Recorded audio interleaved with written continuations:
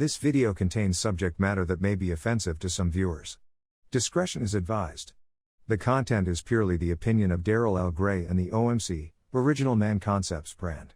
The ideas and statements expressed in the video should be considered mere opinions and editorial in nature. Any resemblance to individuals' real-life experiences or circumstances is purely coincidental. No more pussyfooting around. Come, let's fight.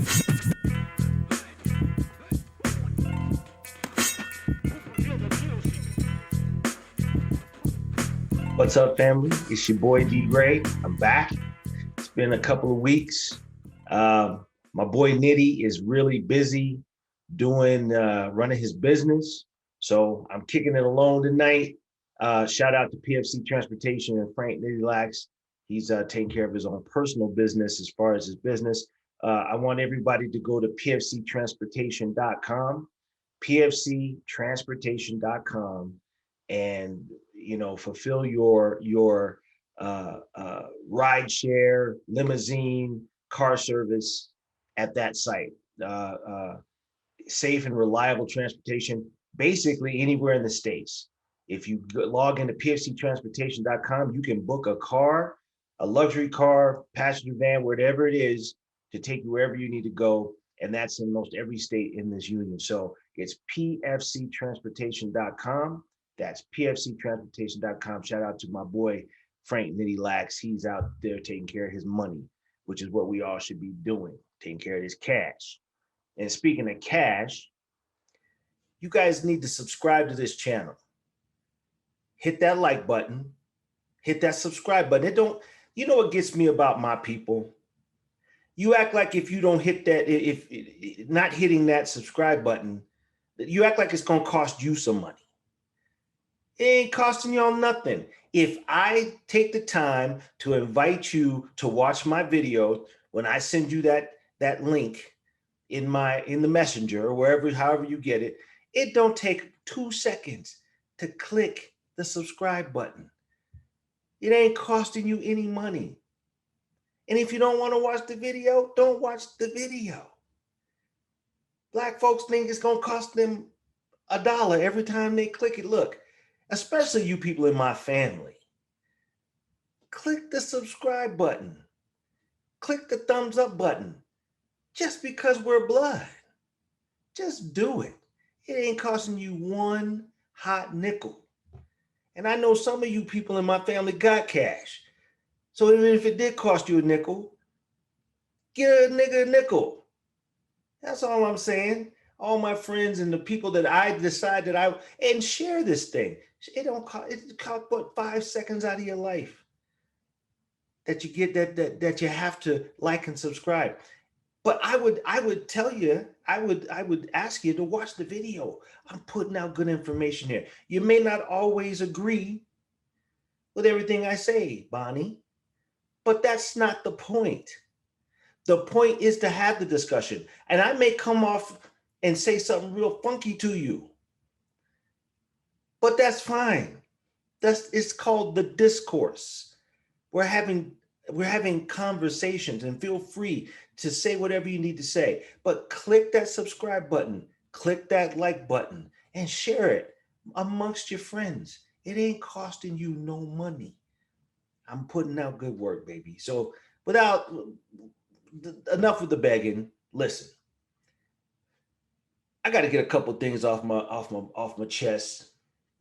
First and foremost, I want to give all praises and glory to the Most High God, Yahweh, for the sacrifice of his son, Yahweh Shai, that we may one day be able to inherit the kingdom. So first and foremost, I don't do that enough. I don't thank the Most High enough for blessing me and keeping me on the straight and narrow as far as trying to follow these laws, statutes, and commandments. So I want to give all praises to Yahweh, Bashem Mashiach Yahweh Shai. I don't do it enough. That's what I'm going to do. However, let's move on to some topics. I'm doing this by myself today, so you're just going to get a whole lot of this today, a whole lot of this, whether you can stomach it or not. So anyway, first thing I want to talk about, based on the Hebrew Israelite religion, did y'all hear about this young dude that was forced to eat pork. Now, if anybody knows anything about me personally, they know that I profess to be, or I am, a Hebrew Israelite. And if anybody knows anything about the Hebrew Israelite religion, we have dietary laws. You have moral laws, civic laws, dietary laws, right? And much like Islam, who got this from us, I ain't starting nothing tonight, but who got the dietary law of not eating pork from us, we don't eat pork. Now, this young brother, he professed to be a Hebrew Israelite. And so there's a high school football team, McKinley High School in Ohio. And apparently, for punishment, they decided that they were going to make this young brother eat pork for punishment. I'm going to share my screen with y'all real quick so that you see what I'm talking about here. So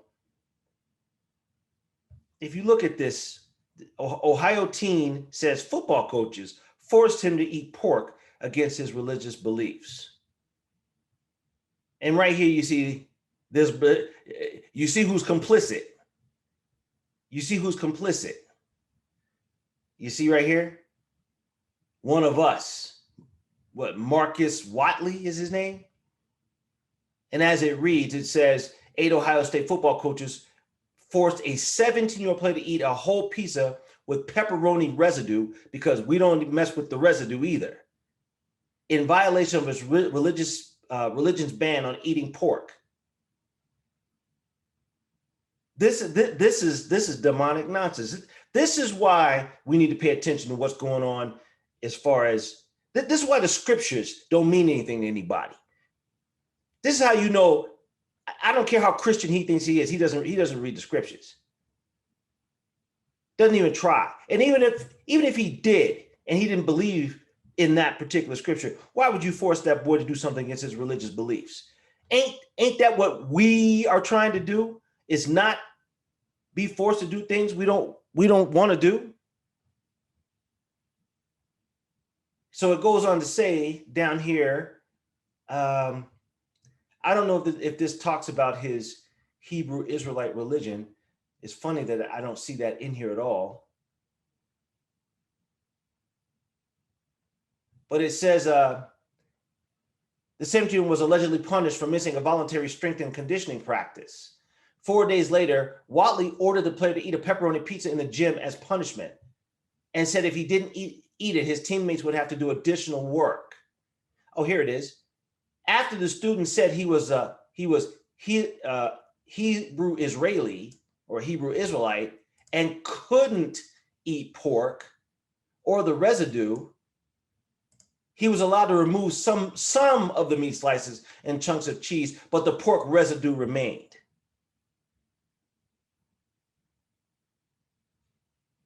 You see this right here? This is what you call not. So let's understand this. We fight for the rights of other people to be able to practice their cultures and their lifestyles and anything else. But as far as anybody who's standing up for what the scriptures say, nobody pays attention to that. From what I understand, these coaches got fired. I think several of them got fired for this, because this is a complete violation, not to mention demonic. So my point, the point I'm trying to make in any and all of this is, why is it when it comes down to dealing with scripture, and we as Black folks try to practice the law, statutes, and commandments like we're supposed to, even our own kind poop on that. They take it lightly. This is how I know people don't know God. This is how I know that people don't even know the scriptures. to sit there and make this young man, after, if he had done that to an actual Muslim, there would be hell to pay. And we all know this. But they think that because us Hebrew Israelite brothers, they think that we're out here just joking around, playing around, like this don't mean anything. That's why that brother did that.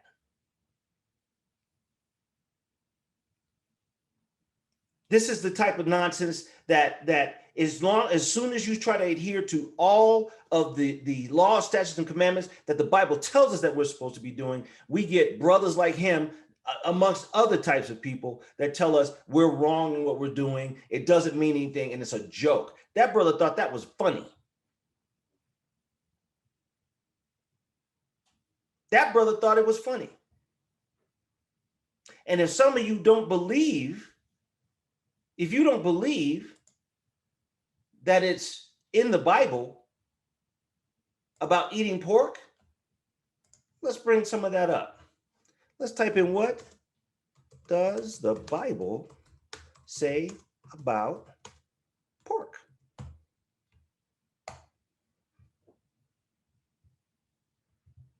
Let me bring up some. And they, you know, a lot of Christians try to make this about meat. Saying about meat. You can eat meat. But what does the Bible say about pork? Let's bring up something real quick. And don't think because it says it in the Old Testament, and you think because the New Testament says something about blessed food or whatever. No, you ain't supposed to be eating no pork. None of y'all are supposed to be eating pork. None of y'all in the New Covenant ain't supposed to eat pork. So let's bring it out real quick, just so you some of you Christians think that I'm just making stuff up. Let me see if I can bring that up here.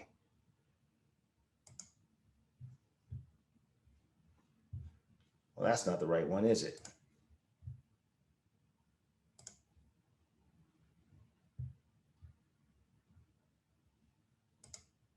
In Leviticus 11:27, God forbids Moses and his followers to eat swine because its parts, the hoof, does not chew the cud. Any animal that didn't chew the cud, not supposed to eat of it. That's in Leviticus 11:27. There's also a scripture in the Apocrypha that says if Jesus comes back and sees you sitting behind a tree eating swine's flesh, he's gonna burn your ass up. That's in the Apocrypha, which is part of the Bible too. Another podcast for another day. Okay. So in Leviticus, let's bring that up just so we're all clear here. So we're all clear here. I'll bring it up in the Gateway, the New King James Version of the Bible, so that you all can understand what the heck is going on.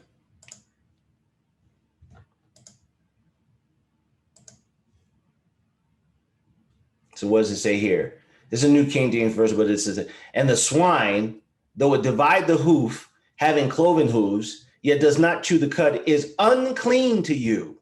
Their flesh you shall not eat, and their carcasses you shall not touch. They are unclean to you. There's nothing in the scriptures that tell you, nothing in the scriptures that ever tells you that at some point they become clean to you again. There's something in the New Testament where they were sitting in somebody's house and they said something about all food is good, or it's not what you put in your mouth. There's other scripture about it's not what you put in your mouth is what comes out of your mouth. They're not talking about that. They're talking about, when they talk about that stuff, they're talking about, it doesn't matter if you're eating meat or veggies. And then what they mean is they mean ordained meat, because there was this whole thing back in the day where some Israelites only ate vegetables and some only ate meat. That was what the argument was about. It wasn't about unclean foods. You were never allowed to eat unclean foods. Never. He never took that away from us. but it was about eating, because some Israelites ate meat and some Israelites only ate vegetables. And sometimes, you know how we make fun of vegans and vegans make fun of us. It was the same thing back in the day. It was the same thing back in the day. So it doesn't matter what they were saying. It doesn't matter if you eat meat or vegetables, ordained meat. It doesn't matter, but what comes out of your mouth. That was the debate. Do the scholarship on it. It's not about, they never gave us the leeway to eat pork and other forbidden animals. So now you got this brother out here doing this to this young man and basically making him sin. The Bible talks about that too. If we're supposed to honor everyone else's lifestyles and the way they carry themselves and the way that they do their business and whatever ethnic group they come from, then this is a travesty. I had also heard from somebody during the Gulf War when I was in the Army that they used to feed those Muslims, those Iraqi prisoners, ham sandwiches. And I don't even follow Islam, and I think that's abominable. That you would do that to somebody who, by their own God, tells them not to do. You would do that's some demonic shit. I'm more than appalled about this. I'm more than angry about what's going on with this. And from what I understand, those guys got fired, and I'm glad about it. I'm glad about it. So my lesson to the rest of you guys out there who think it's not really a huge deal, listen. You as Israelites are not supposed to be eating pork anyway. And if you decide that that's something you want to do, don't be forcing nobody. Don't be tricking nobody. Don't be forcing that kind of nonsense on people, and be very respectful of what these people, of what we do as Israelites and any other religion, I guess, if that's what their dietary law is. We're expected to respect other lifestyles and religions and everything else in this country. Why is it that when we decide that we want to do it, it becomes a farce? It's ridiculous. I'm more than angry about that. But there will be justice. As God has said, there will be justice. So let's move on to the next topic. I just got done watching little clips and highlights of this Mayweather Logan Paul fight.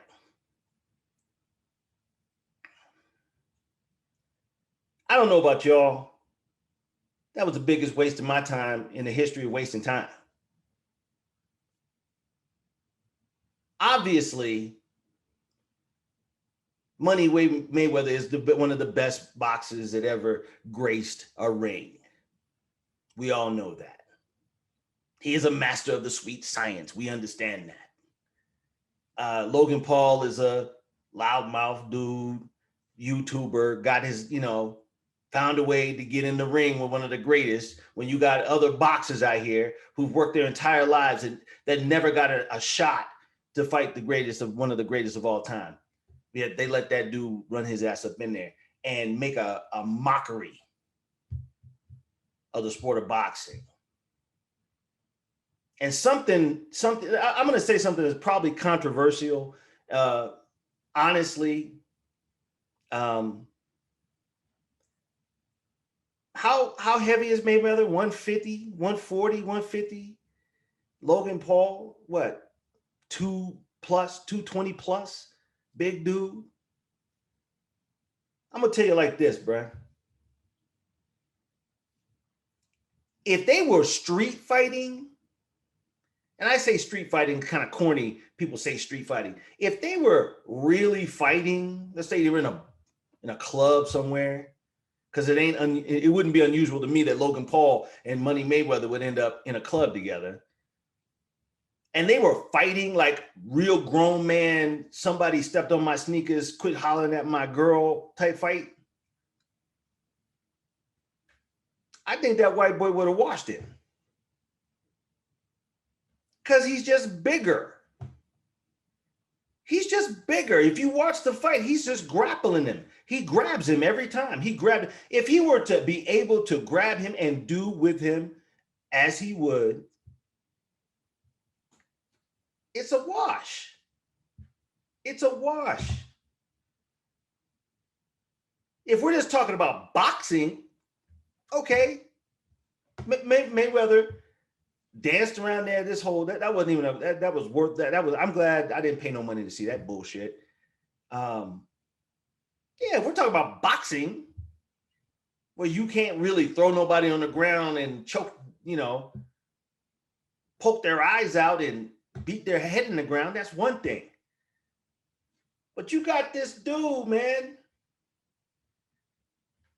He's grabbing him. And I'm thinking that at any point, if he just snap, white boy snap, he's going to wash, he would wash our boy. Let's just be real. The dude's 200 plus. And to be quite honest with you, I didn't think that Mayweather dominated that fight. He up in there with a beard on his face. Like he wasn't even gonna shave for this nonsense. They grappling and they throwing this weird ass little punches. It was nothing. It was goofy. It was a waste of time. But if we really want to talk about fighting, I think Mayweather would have got beat the fuck up. Excuse my language. And we paying, I didn't pay no money. People paying money for this goofy shit. It's goofy.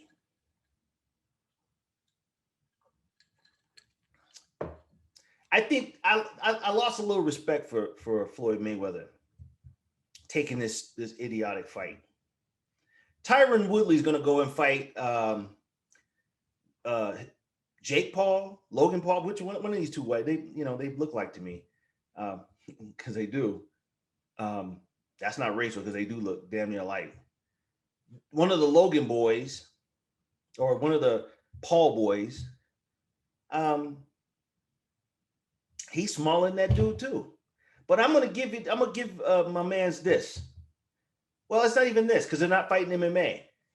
If they're just boxing, that's kind of an even fight because neither one of them are really skilled at boxing. That's going to be kind of a real fight, like a real two amateurs fighting, boxing amateurs fighting.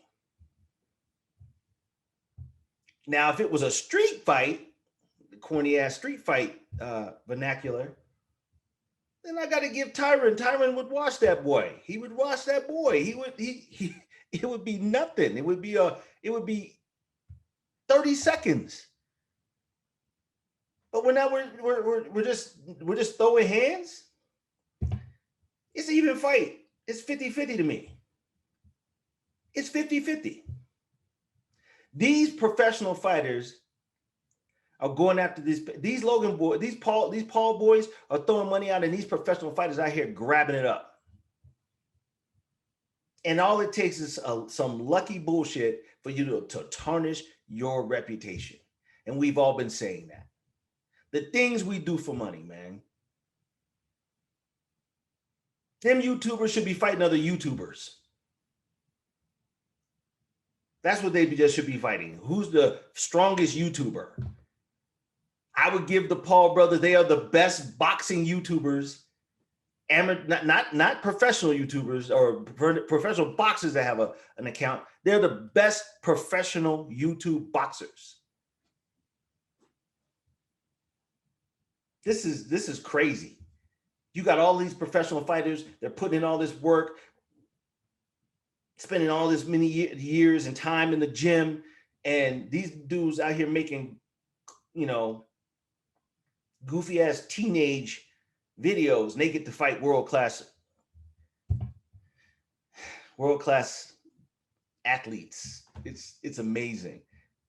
People say you got to give them credit. They ain't giving nobody credit. We, as a society, we're just dumb. We're just dumb as a group of people. We're just dumb. We're so thirsty for something new all the time.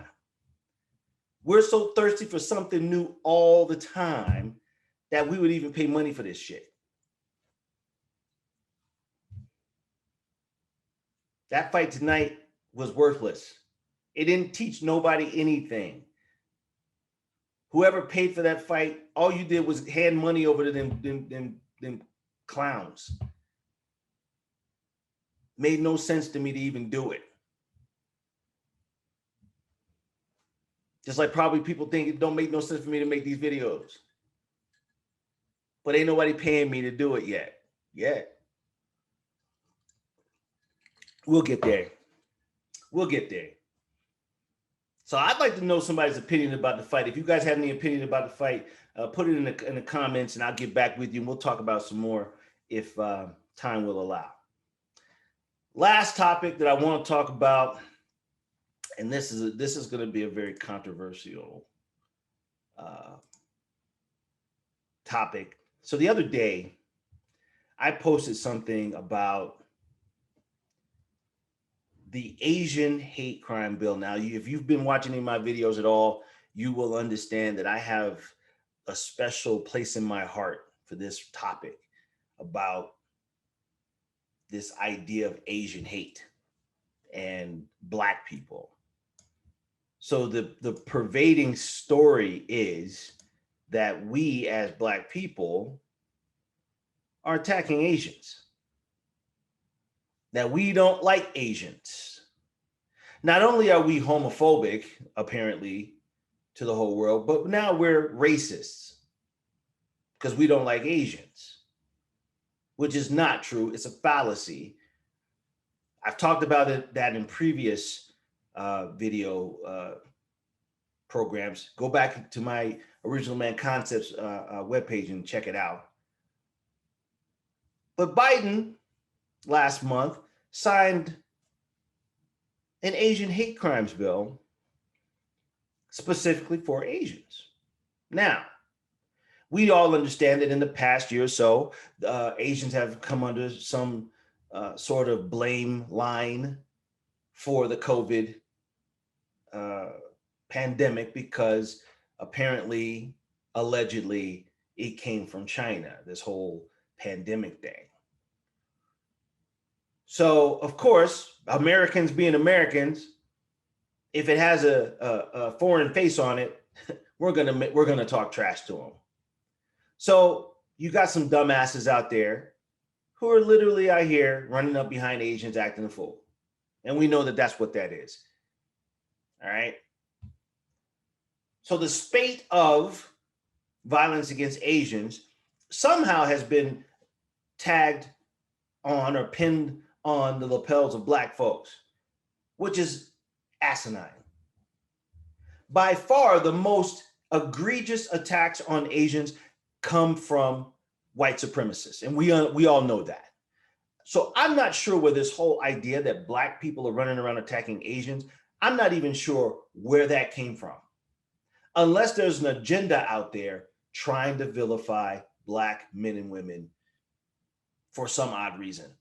I have my own ideas about it.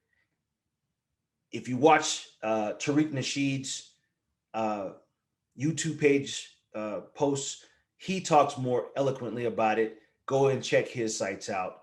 Tariq Nasheed, he talks about it quite literally. He brings the receipts.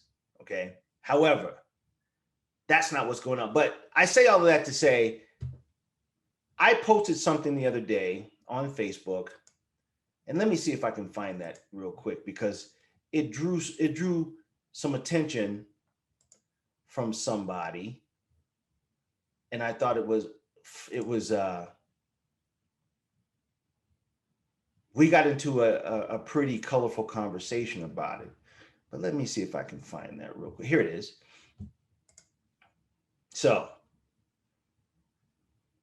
it says the Asians didn't have to march, protest, pray, or beg to get a bill passed on hate crimes against them. Let that sink in. So I got that from someone else. I actually got that from someone else. And I shared it.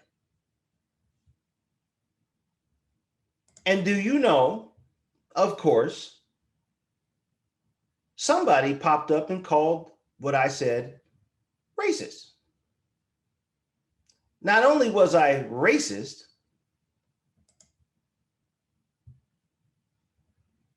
But they couldn't understand what my point was. And my point was, just as the post says, they didn't have to do anything to get a specific hate crimes bill signed for them. We've been marching since the 50s and 60s. Nothing specific for us. Not a black hate crimes bill. But we have an Asian hate crimes bill all of a sudden, at less than, just a little over a year after the pandemic started, because a few people jumped on some Asians, which is jacked up. If you out here attacking Asians specifically because they're Asians, you're a demon.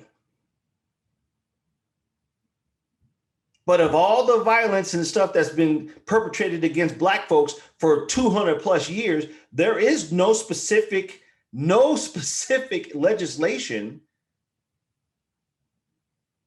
geared toward that type of hate. They are right now trying to circumvent the George Floyd voting rights bill or whatever the hell that was. I'm probably messing that up. Because anything with a black name on it, or black on it, or has something to do for us foundational black Americans, they're not going to do anything about it. They think that the civil rights bills, or they think that affirmative action. We gave you affirmative action. But that's for everybody. That ain't specifically for us. So I posted that to say they didn't have to do anything. They got jumped on. I think a couple of people got killed. God bless them, I guess. And you got President Biden. Signing bills. You got President Biden at the desk, right?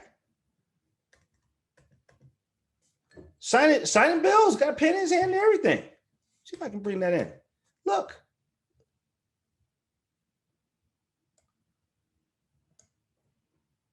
They all grinning and stuff. Look how happy they are. Look at this Asian. She Asian too.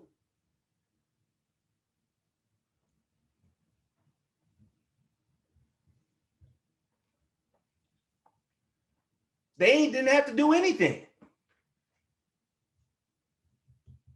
We're marching, singing, chanting. We've been singing, marching, chanting since television was black and white. Shit, since before Technicolor, we've been marching and singing. Shoot. We've had icons, black icons shot and killed. Murdered. We still, no specific bill to stop killing Negroes. I bring light to it. I'm called a racist. I'm being divisive.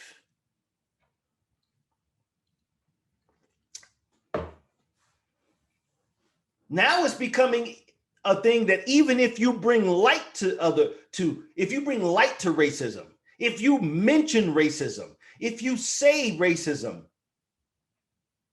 you're a racist. You can't call a racist anymore. You can't call you can't call benign neglect racist anymore, which is what this is. We got dead murder victims by the police, murder victim icons out here. Tamir Rice, George Floyd, name some more. Hell, I can't name them all. Too many to name. Right? No bills. We got on video brothers getting killed by no bills, no specific bills. None. We have a whole history of slavery and racism and oppression. No specific bills. They will acknowledge that there's racism. No bills. They will acknowledge that there's specific racism against Black people. No specific bills. A few Asians catch a fade. We got legislation. I bring that up. I'm being divisive because what's happened, and I will tell you this, and I'm going to say this just how I feel about it. You got Negroes out here that love other races more than they love themselves. You got brothers and sisters out here that love white folks more than they love themselves. They are so concerned about being liked by white folks and other nations, other ethnicities. They're so concerned about being liked and accepted that they don't even, they're always playing the kumbaya person. They're always playing the mediator. We're always playing the middle ground. So afraid to offend. So afraid because they're under this whole mindset of if we raise the tide, all boats. Come on, man. Our boats have holes in them. They put holes in our boats. We're not all rising. And some of the boats that are rising are yachts. You got yachts as opposed to what? Rowboats.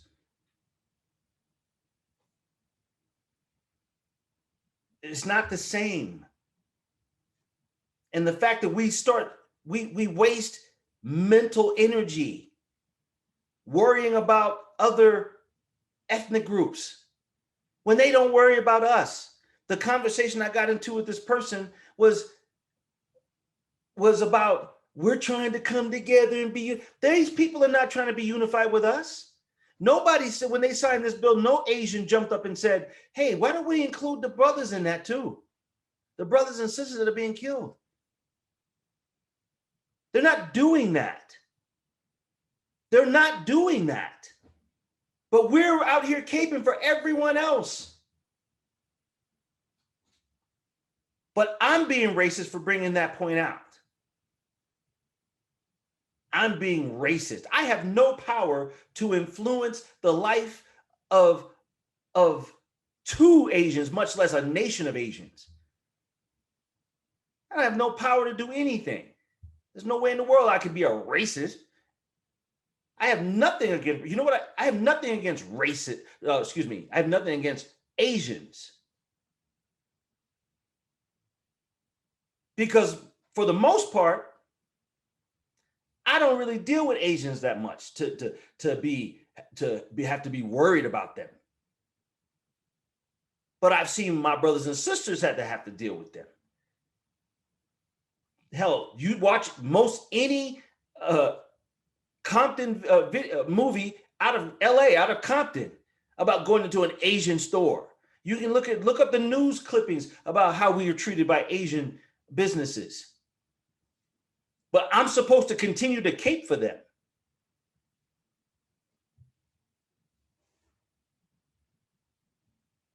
And when you bring light to the dichotomy, you're being divisive. You're being racist. You can't bring love out of hate.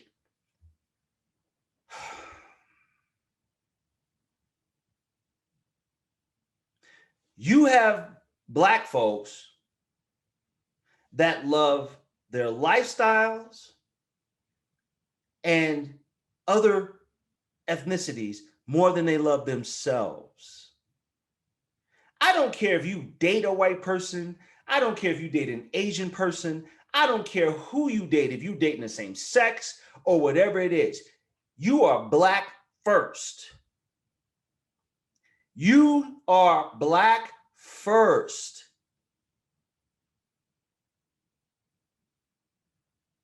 It doesn't matter what you do in the bedroom. It doesn't matter and it shouldn't matter to anybody. You are Black first.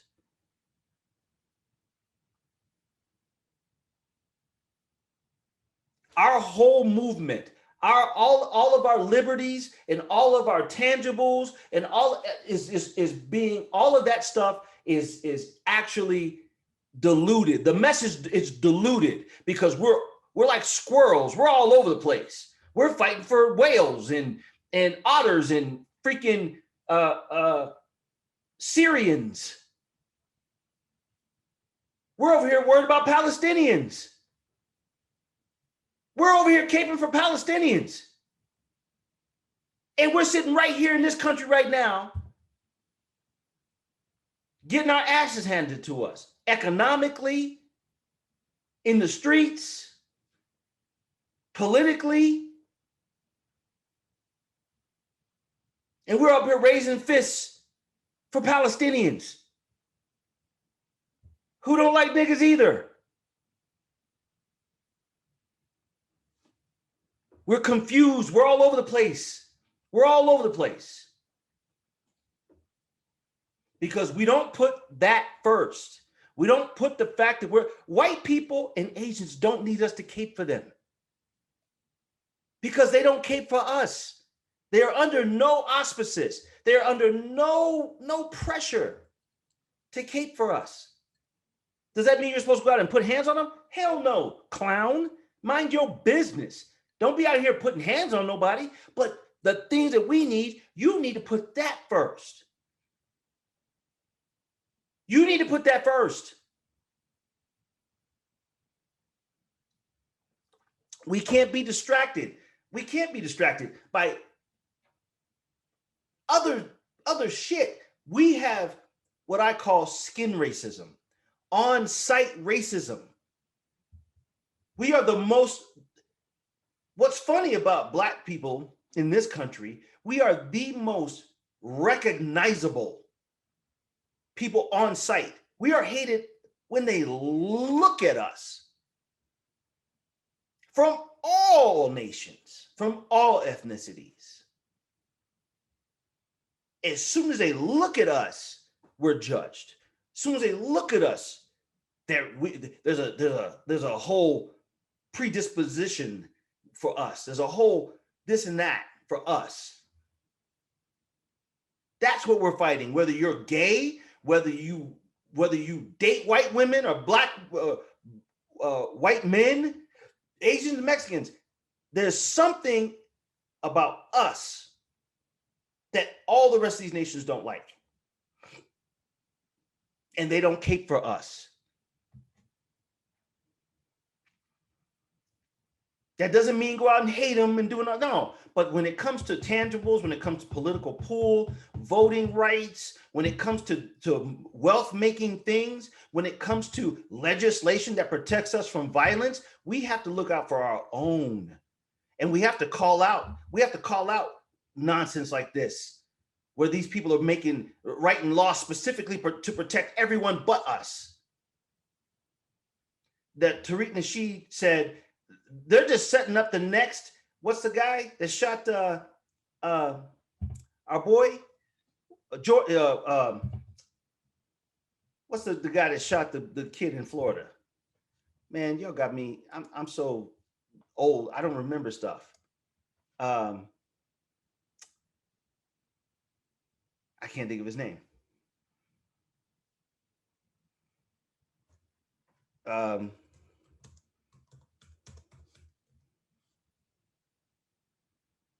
Hold on, guys.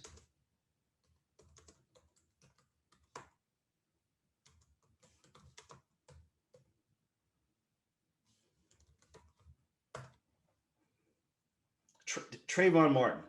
Good Lord, it's late. It's almost midnight here.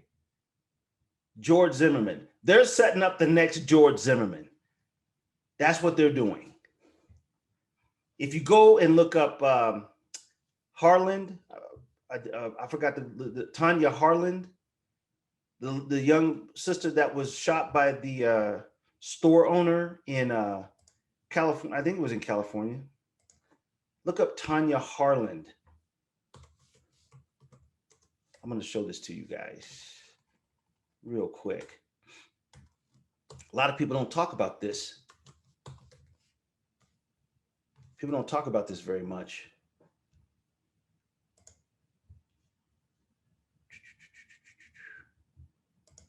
I'm going to bring it up. Hold on. Give me 1 second. Latasha Harlan. Her name is Latasha Harlins. I'm going to bring this up real quick. This was back in the 90s. I remember this vividly. They don't talk about this very much. They don't talk about this very much at all.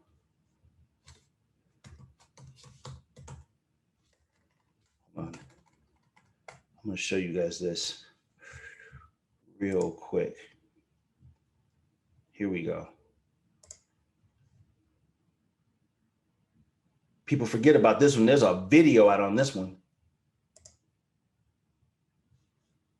Let me share this screen with y'all real quick. Latasha Harlins. So this was in 1991. I remember this. A 50-year-old African-American girl who was killed by Soon Ja Do, a 51-year-old Korean-American convenience store owner, over some orange juice. Over some flipping orange juice. It says shortly before 10 o'clock a.m. on Saturday, March 16th, Harlins entered the store. Do observed Harlins putting a $1.79 bottle of orange juice in her backpack. Do concluded Harlins was attempting to steal and did not see the money Harlins held in her hand. Do claimed to have asked Harlins if she intended to pay for the orange juice, to which Do claimed Harlins responded, "What orange juice?" Two eyewitnesses, a 9-year-old Ishmael Ali and his 13-year-old sister, Lakeisha Combs, disputed that claim, saying that Do called Harlins a bitch and accused her of trying to steal, to which they claimed Harlins replied that she intended to pay for the orange juice. After speaking to the two eyewitnesses present and viewing the videotape incident recorded by the store security camera, the police concluded that Harlins intended to pay for the beverage with money in hand. The videotape showed Do grabbed Harlins by her sweater and snatched her backpack. Harlins then struck Do with her fist twice, knocking Do to the ground. After Harlins backed away, Do angrily threw a stool at her. Harlins then picked up the orange juice bottle that dropped during the scuffle. Do snatched the bottle from her. Harlins turned to leave. This is key. Harlins turned to leave. Do reached under the counter, retrieved the revolver, and fired at Harlins from behind. So she shot that sister in the back. She shot that sister in the back. And this is not the first one. Name is Latasha Harlins. People don't forget. They don't remember this one. They don't talk about this one as much. See, they're not talking about Latasha Harlins, who was killed by an Asian. They don't want to talk about all of the Asians that were putting their hands on these sisters out here in the street. They don't want to talk about that either. They're not talking about that. They're not talking about the Asian cop in California that was raping these sisters. They caught his ass, but they're not talking about that shit. No, what's happening is they're getting legislation specifically for them. After we've had several brothers killed in the last 2 years and sisters at the hands of other people. There were no Asian marches for that. You didn't see the Asian community stand up and say, hey, don't do that. But if I bring up the dichotomy and the fact that there's legislation written for them after 1 year of some fades, I'm racist. No, I'm focused. I'm focused. You're not gonna make me believe that racism doesn't exist for us. You're not gonna make me believe it, and you're not gonna make me sit down and shut up. And you're not gonna confuse me or distract me with other things, with other movements. You're not gonna do it.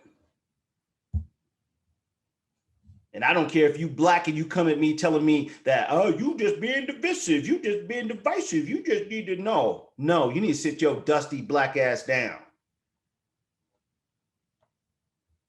You dusty devil. You need to sit your dusty black ass down out here worrying about wanting to be liked by all these people. Because they don't like you like that.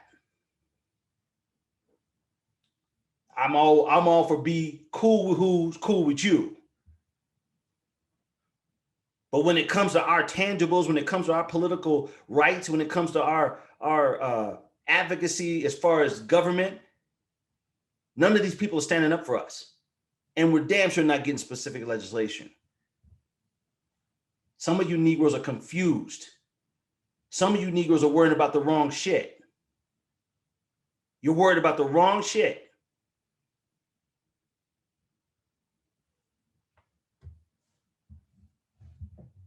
Nobody's out here hating on Asians. Nobody. Hey, if the Asians can go and get legislation written for them, good for them.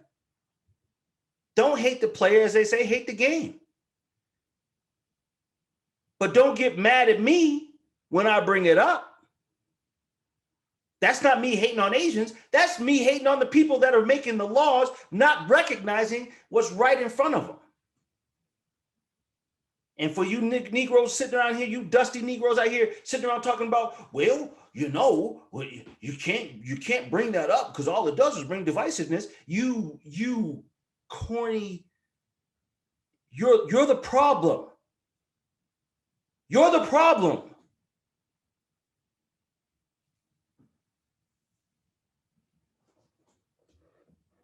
I'm not going to hate on Asians for getting what their people need. If they can go get what their people need, that's beautiful that they have the power to do that. Why is it that our people can't be that effective? And why is it that I got my own people getting mad at me for bringing up the fact that that's happening? Because they're too busy trying to coddle racists. Stop trying to coddle racists. Stop. If you educate them, if you just educate them as to what things mean. There was a post about some guy was talking trash about the BLM. I don't really support the BLM because I think the BLM has been co-opted by the, another movement. It is now synonymous with another movement that isn't effective for Black people. I don't support the BLM like that. But most white people think, or most people that are not Black think, BLM is Black people. They've associated the BLM with Black people. And you got people that get on these posts and be out here in the media bad-mouthing the BLM, which is in their mind, they're bad-mouthing Black folks. And you got to be on top of that shit. So somebody said something bad about the BLM ain't good for Black people. And of course, people went in on them. And of course, here come these dusty ass buck dancing Negroes. My light just went out, doesn't matter. These buck dancing, dusty ass Negroes. You just need to educate them. You don't need to say those such rude things to them. You just got to listen. If a person is old enough to read a blog or know to make a definitive statement about something that he perceives to be pro-Black and say something derogatory about it, that person has made a decision. He's made an informed decision to say the dumb shit that they've said. He or she has said. I'm not in a place where I'm going to sit there and have to educate a grown man on something that I know he's just speaking his mind. Oh no, you just got to educate him and tell him what it's really about. Like these people give a shit. Like you're going to reform a racist. Basically, reforming a racist to a lot of these dusty Negroes means Like what? Make them be nicer to you? Is that what you're fighting for? Them to just be nicer to you? This need to be liked is horrible. This need to be liked is horrible. It's horrible for us. It's a, I don't know what, this whole mindset that we have to be liked by every freaking person on this planet. And so we just got to talk to them and talk soft to them and educate them. They don't give a shit. They know what they're saying. It's bigotry. It's racism. They don't care about your black ass. They want you to be happy with the position you're in. They want you to just remember that you guys were slaves. And we've given you enough. You ought to be thankful that you live in this country. Be thankful that for the pennies we give you, the opportunities we give you. Hell, we gave you a president. You want to be equal to us? We can't really, okay, yeah, you're equal in shit that we don't, in shit we don't value.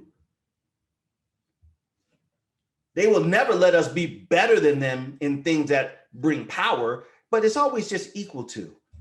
And it's always equal to in shit that don't mean nothing. I don't see color. I got black friends. I'm nice to black people.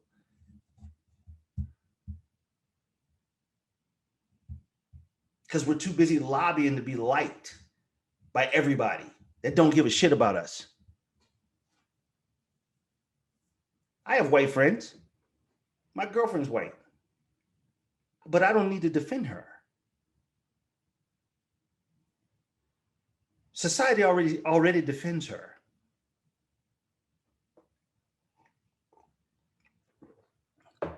I will defend her honor if I'm with her. As a white person, I don't need to defend her as a white person. She's got way too much going for her as a white person as it is. I can't be worried about white women's rights.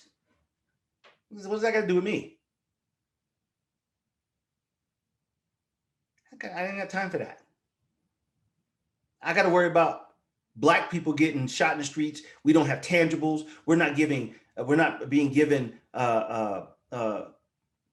the opportunity to compete in a country that we were brought to. We're being killed with impunity.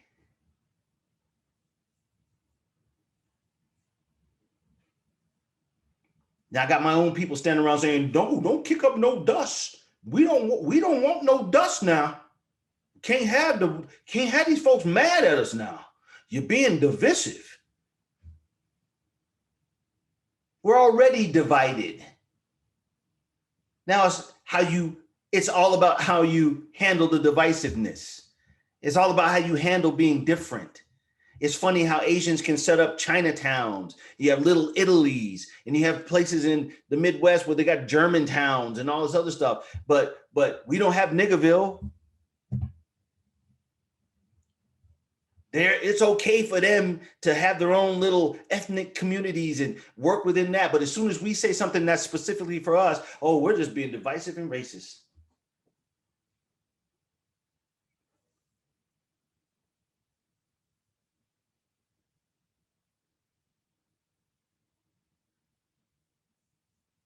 Amazing to me. So above all else, if you don't take anything from this video, I don't care what your sexual preference is. Me personally, I don't care. I don't care what color you are, or who you date, who you marry, your social status, whatever it is. Doesn't matter to me. If you're not trying to get all black people in this country the money and the tangibles and the protections for us that we don't have, like the other ethnic groups, you are the problem. You're the problem. If you're in this mindset that the tide raises all boats, you're a victim of metaphors. You are a victim of fucking metaphors. Somebody can just say slick poetry shit to you, and you'll think that that's profound. We are so enamored with catchphrases and symbolism. We are so enamored with catchphrases and symbolism that we think that means something. We brag about being spiritual. We're the most spiritual people. Yeah, okay. Because we are God's chosen people.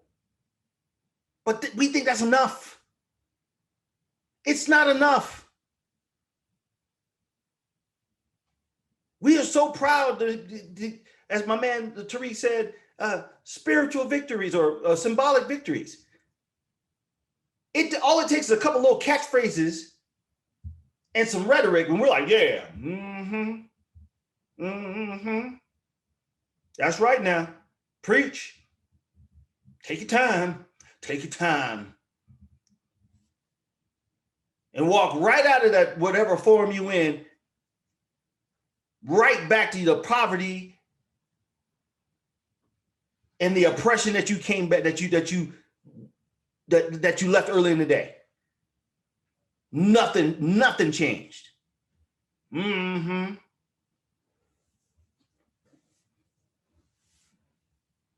As long as we educate them, if they just stay educated.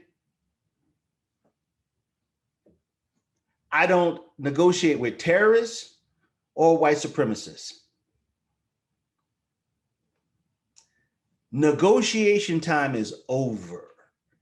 They're out there right now trying to make it harder for you people that vote to vote. They're out there right now trying to make it harder for Black people to vote. Do you know that our voting rights like expire here in a few years? Like they didn't even give us forever votes. Like they got to re-vote on that shit.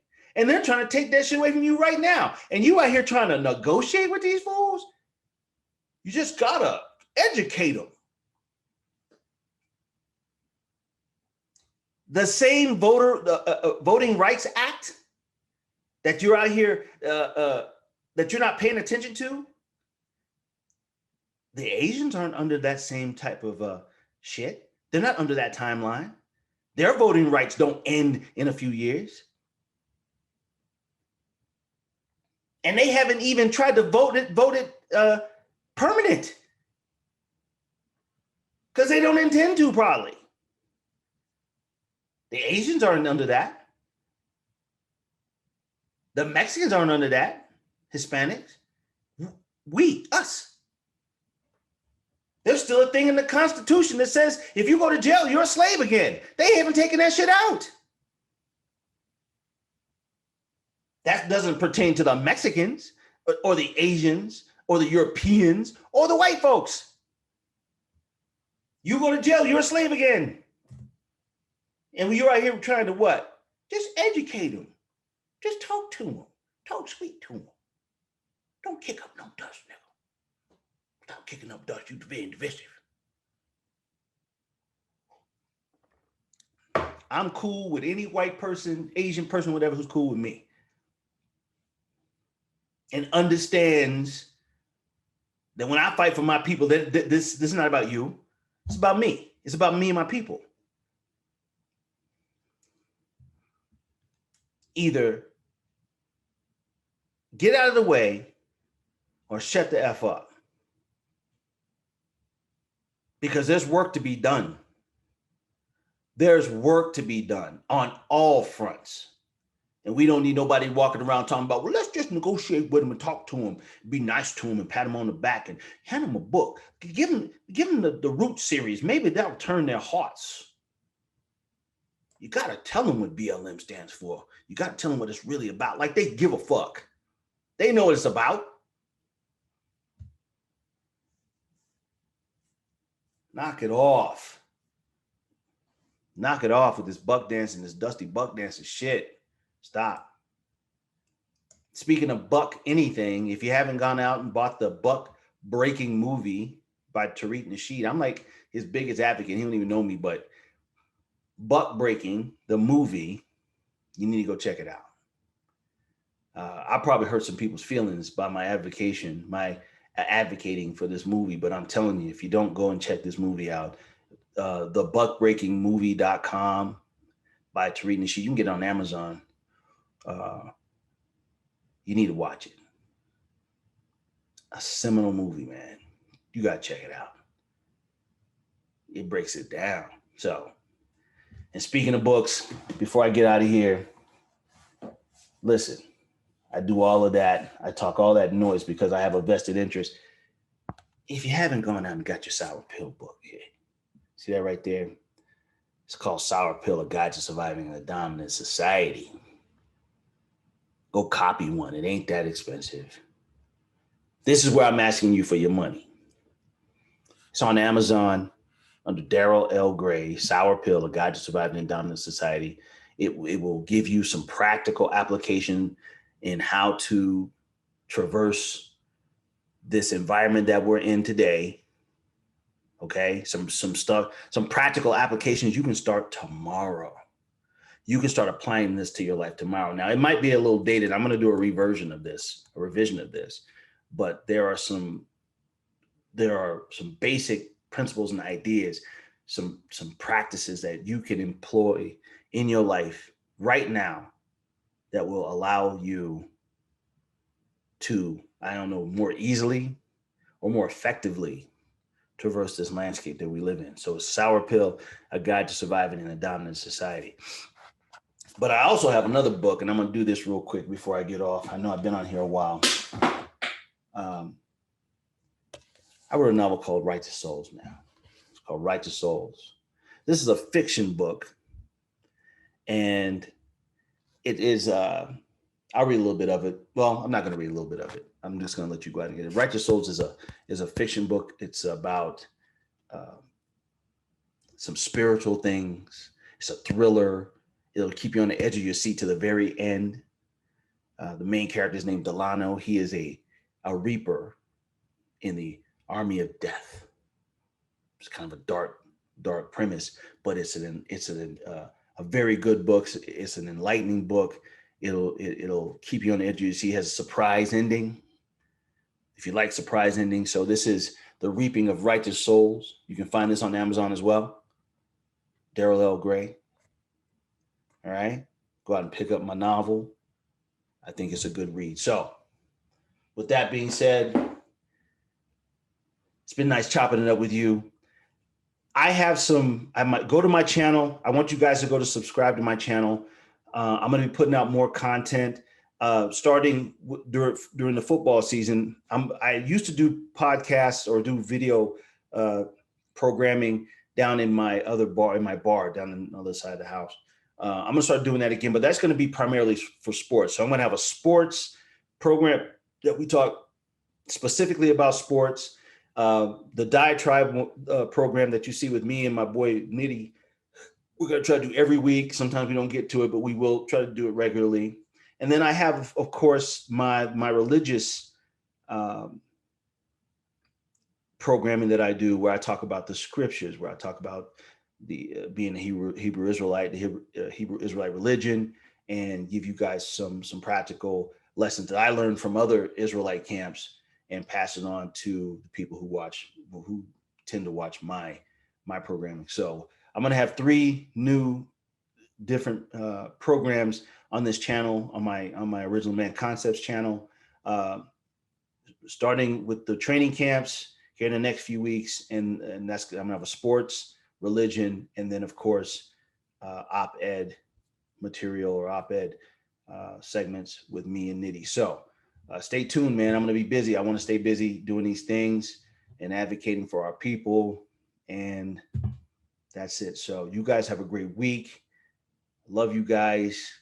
Hey, stay frosty, as they say, and I'll see you on the other side. One.